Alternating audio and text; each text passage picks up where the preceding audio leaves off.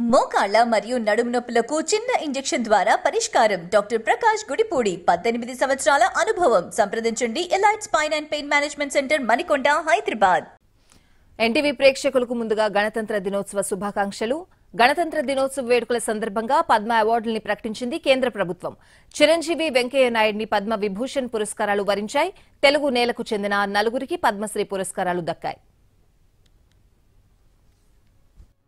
విభిన్న రంగాల్లో విశిష్ట సేవలందించిన 132 మందిని ప్రతిష్టాత్మకమైన పద్మ పురస్కారాలు వరించాయి.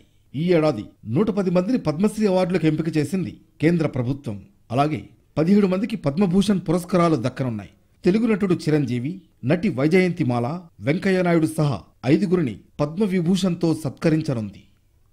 కళారంగం నుంచి కొణిదెల చిరంజీవి, వైజయంతిమాల, పద్మ సుబ్రహ్మణ్యంలకు పద్మవిభూషణ్ అవార్డులు దక్కాయి.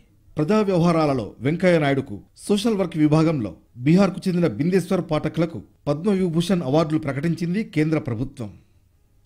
తనను పద్మవిభూషణ్కు ఎంపిక చేసిన కేంద్ర ప్రభుత్వానికి కృతజ్ఞతలు తెలిపారు చిరంజీవి. తనను ఎంతగానో ప్రేమించే అభిమానులకే ఈ గౌరవం దక్కుతుందన్నారు ఆయన.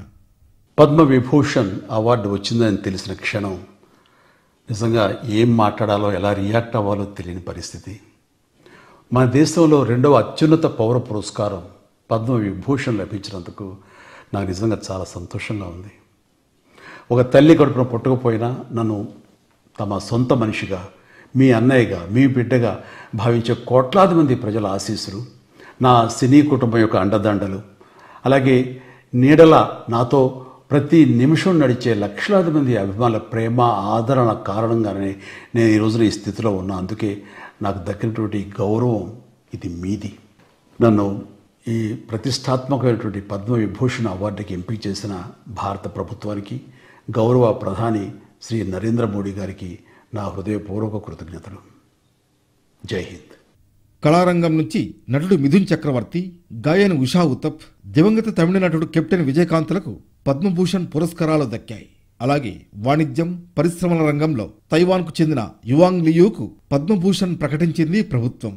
సాహిత్యం, విద్య, జర్నలిజం రంగంలో మహారాష్ట్రకు చెందిన మర్మంజీ ఎన్ కామా, కుందన్ వ్యాస్లను పద్మభూషణ్ అవార్డులు వరించాయి.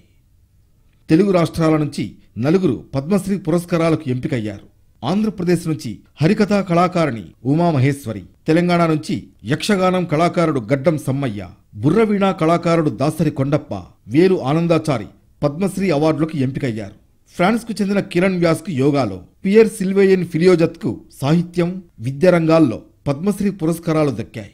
అలాగే సైన్స్ అండ్ ఇంజనీరింగ్ విభాగంలో మెక్సికోకు చెందిన రవిప్రకాష్ సింగ్, ప్రజా వ్యవహారాల్లో పపువా న్యూగినియాకు చెందిన శశీంద్రన్ ముత్తువేల్ను పద్మశ్రీ వరించింది.